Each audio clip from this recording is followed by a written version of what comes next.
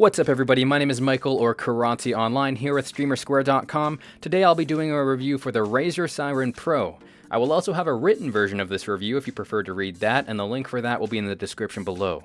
Everything recorded in this video is with the Razer Seiren Pro plugged in via USB and with no additional effects applied. I have the gain set to about 5% on the microphone and with the microphone about 4 to 5 inches from my face.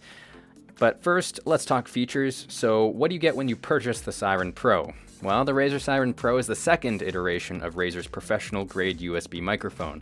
The Pro version, which is the one we're reviewing today, comes with a few extra features over the non-Pro version. Now, I'm not going to go over the technical nitty-gritty specs of the microphone. If you do want to know those things, you can either go to the Razer website, or I will also have them listed in the written version of the review, which you can find on StreamerSquare.com. The reason for that is overall between the two there's not any real huge technical differences. But in terms of extra features, firstly you get the XLR capability, which allows you to plug the microphone into your audio interface or mixer. Razer supplies you with a 5-pin to split 3-pin XLR cable. Now be warned, if you have a single mic input you won't be able to use the XLR capabilities. The reason for that is because they give you a split 3-pin XLR cable, you'll need 2 XLR mic inputs to be able to utilize the full capabilities of the microphone, as well as making sure your audio interface or mixer has 48-volt phantom power to both inputs. Secondly, you'll get a high-pass filter, and you can find that on the bottom of the microphone with a little button. A high-pass filter filters frequencies below 100 Hz. Now this can help with things such as the low rumblings of a truck passing by outside your house, or maybe a small bump when you accidentally hit the desk. Now depending on how bassy your voice is, it also may take out some of that, which can allow for cleaner vocals if you have a really deep voice. And lastly, the Pro version is more sensitive at 12.5 millivolts per Pascal over the non-Pro's 4.5 millivolts per Pascal. Well, to put it simply, the Pro version will pick up quieter noises, but also works well if you happen to have weaker vocals. A minor extra feature is you'll also get a 3.5mm headphone extension jack if you need the extra reach to plug into the microphone's zero latency headphone output. This output is very helpful in hearing how you sound while you're recording something. In addition to the extra features I already mentioned, in the box, which is very nice by the way, you'll get the microphone of course, which is by default attached to the stand, a USB to micro USB cable, and of course all the paperwork such as the manual and usual Razer extras such as the logo sticker and welcoming card. On the microphone itself there are quite a few features. On the front of the microphone you have the volume knob for the headphones, a mute button, and the screen which displays your volume levels and which recording pattern you're currently on. On the back of the microphone you have 2 more knobs allowing you to change the recording pattern as well as control the gain of the microphone. Lastly, on the bottom of the microphone you have the inputs as well as the button for turning the high-pass filter on and off. Now the Razer Seiren Pro comes with 4 different recording patterns. First you have cardioid, which records in a heart shape in front of the microphone. This is the most common among mics and will likely be the most used for streamers, since you'll be placed in front of the microphone at all times. Secondly, you have bidirectional, which records from the front and back of the microphone. It's good for one-on-one interview situations. Third, you have omnidirectional, which records all around the microphone, and this is good for multiple people in a room.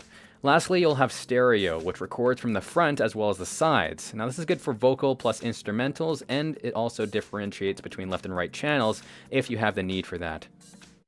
So would I recommend the Razer Seiren Pro? I actually would not. Now, this is going for the majority of streamers. So this is people who are maybe looking to get into streaming and have the financial status to purchase a pretty expensive microphone, or someone who has maybe been using like a Blue Snowball or a headset mic and are looking to upgrade their setup.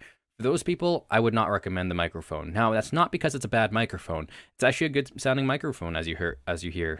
It's not a bad microphone at all. Now, I only have 2 main issues with this microphone. First is the build quality. Not the build quality. The build quality is great.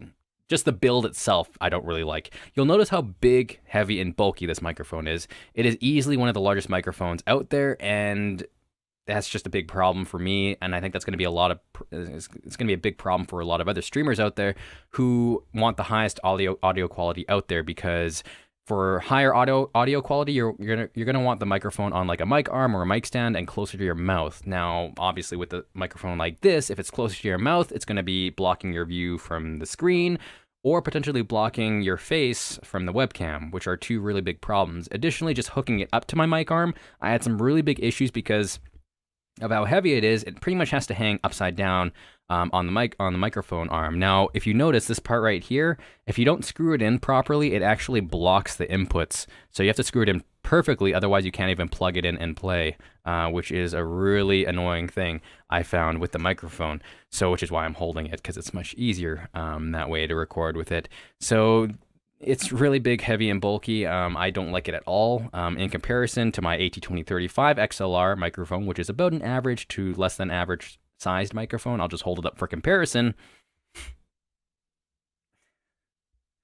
You can sort of see the size difference, and yeah, that's just a big downside for me. I think it's gonna, I think for the vast majority of streamers, it can potentially be an issue. Now, if you're having it on the stand, you're still gonna need the desk space for it because it's still a really huge stand.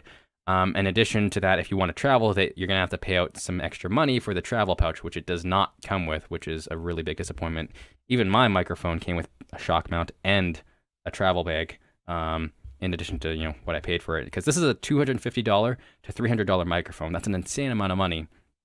Now, that money is going to my second problem, which is all the extra bells and whistles that I think the majority of streamers don't need. Now, the reason I say that is because it utilizes all these extra features to potentially, draw you in to buy it. Saying, oh, it has all these, this has this cool screen and it has the cool knobs and the mute button on it. But when you really think about it, do you really need that stuff if you have if you're going to be upgrading to an XLR setup? Because when you upgrade to an XLR setup, your audio interface is going to have probably those features anyways. It's going to have something for your headphone monitoring. It's going to have gain for your microphone input from your microphone. In addition to the mute button, your OBS program has hotkeys. I already have a mute button on my microphone for muting my mic on my keyboard. So why would I pay extra for these bells and whistles when I don't really need them? The main thing you're paying as well for is the extra recording patterns. And for that, that's where I would potentially recommend this to some specific situations where you are a varied content creator. You make a ton of different content, like interview style stuff. You record Dungeons and Dragons, so you need one microphone to record everyone in the room, or you do local couch co-op streaming where you need to record multiple people in the room. And you maybe do music streaming, like with voice and instruments. That's where the stereo recording pattern can come in handy. So that kind of stuff, if you do all that stuff and you can utilize these recording patterns to its fullest extent, they all sound pretty darn good. So I would say this might be the microphone for you, but I only say might because, again, there still might be a microphone out there that better fits your needs. The main thing is to just do your research and find something that fits your needs best, both financially and, feature-wise. Because really, at the end of the day, most streamers like myself, who are the only ones in the room recording ourselves, we just need something to point at our mouth and sound really, really good. This sounds good, but I wouldn't say it sounds really, really good. I'm obviously treating the audio now, but naked, it doesn't sound as good to me. And I think for paying $250 plus for a microphone like this, there's just better stuff out there. For example, my Focusrite Scarlett Solo and my AT2035 combined costed just about as much as this microphone. And you can find stuff cheaper than that, entry-level XLR setups, if you're a good deal hunter. So that's what I would recommend, guys. But like I said, there's very specific situations where this microphone might be good for you. But like I said, do your research, find something that fits best for you. But that's going to do it for this review, guys. Hopefully you guys enjoyed the review. If you have any more questions about the microphone, let me know in the comments. I'll definitely be checking the video on StreamerSquare's channel. And in addition to subscribe to the StreamerSquare channel and like and comment, let us know what you guys would like us to review next. We're always open to suggestions, as well as make sure to come hang out in our Discord. I'm sure the link for that will be in the description below as well. But yeah, hopefully you guys enjoyed. Thanks for watching, and we'll see you next time.